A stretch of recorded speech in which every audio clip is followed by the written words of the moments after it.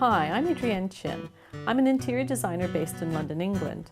Today I'm going to talk to you about an aspect of interior design.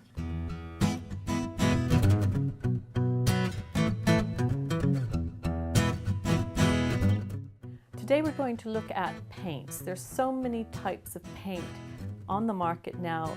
It can be confusing knowing what type of paint to use where. So we're going to have a quick look at the type of paints that are available and where I would suggest you might consider using that particular type of paint. So if we look here, there are so many manufacturers out there. They're all doing different types of paints. Some like to go with the more muted tones here. We've got this is from Little Green & Company.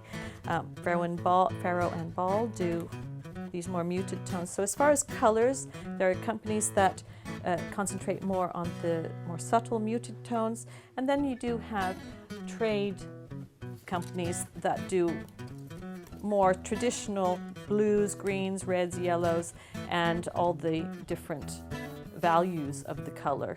As you can see here, there's different values of a color, different values of that green tone.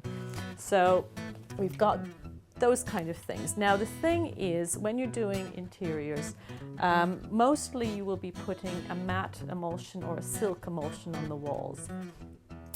Now, a powdery matte emulsion is something which has a very nice quality to it, and if it's going to be a room which is used primarily by adults, I would say this is something that I would suggest, and I often use matte emulsion.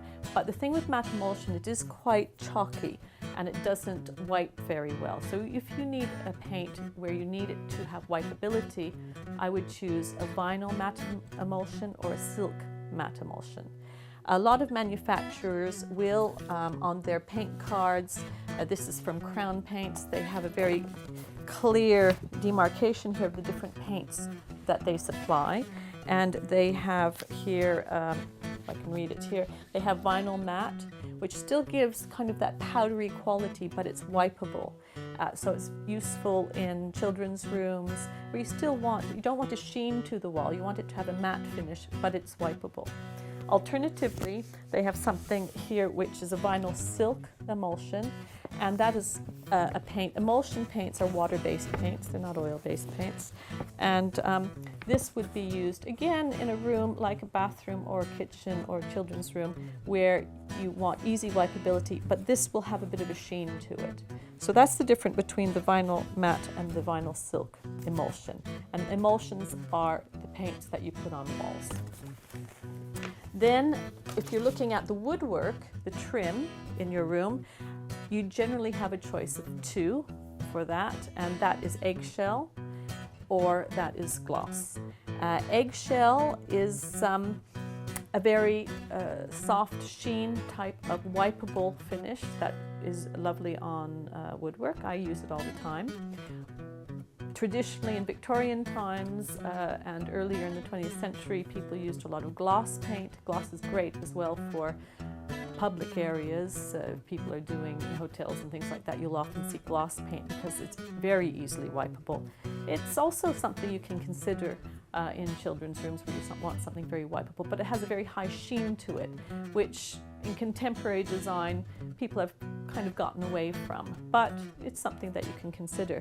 A little bit of an unusual way to use gloss paint is if you do actually put it on a wall, it gives a lacquer type of effect. So it's a little bit of a different way to use gloss where you wouldn't normally put it on a wall, but if you want a lacquer effect, you can use gloss there. Gloss traditionally was made of oil, which had a high scent issue to it when it was applied, but this issue is being overcome by the fact that these paints now have to be made with water base, so they have less of a smell issue and they're much more environmentally friendly.